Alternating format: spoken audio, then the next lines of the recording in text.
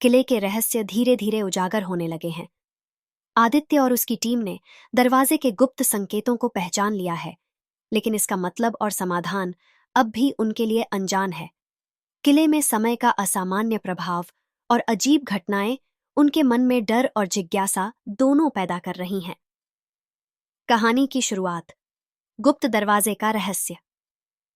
दरवाजे पर बने अजीब चिन्हों को देखकर श्रुति ने कहा, यह कोई प्राचीन लिपि है, शायद इसे पढ़ने के लिए हमें और जानकारी चाहिए।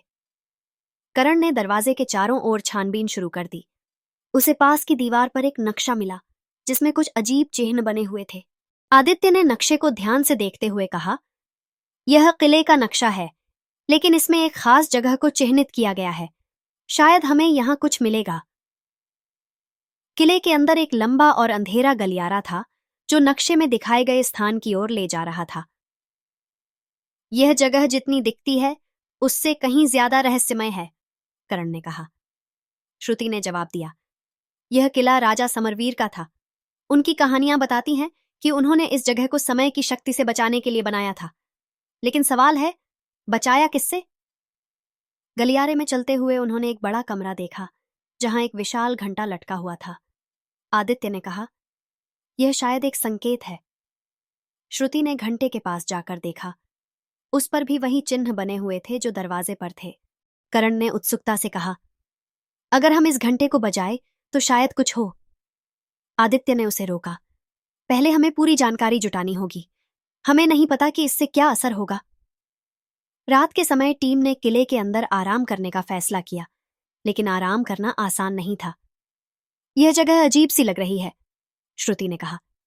आदित्य ने उसे शांत करते हुए कहा, डरने की जरूरत नहीं है, हम यहां सच खोजने आए हैं। लेकिन जैसे ही रात बढ़ी, अजीब घटनाएं शुरू हो गईं। दीवारों से आवाजें आने लगीं। हवा में किसी के कदमों की आहट गूंजने लगी। करण ने कहा, यह आवाजें कौन कर रहा है? अचानक दीवार पर एक परछाई उभर आई।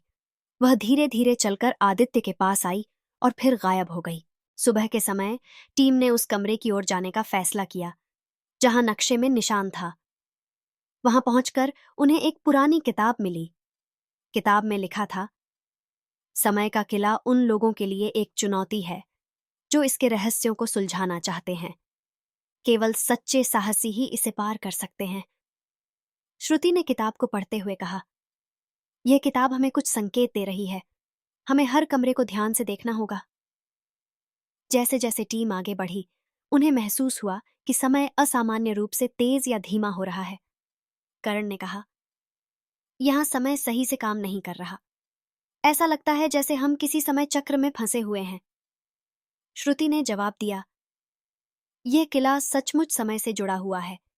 हमें इससे बाहर निकलने का तरीका खोजना होगा। टीम को किले के एक कोने में एक और दरवाजा मिला। इस दरवाजे पर लिखा था, जो यहां प्रवेश करेगा उसे अपने अतीत का सामना करना होगा।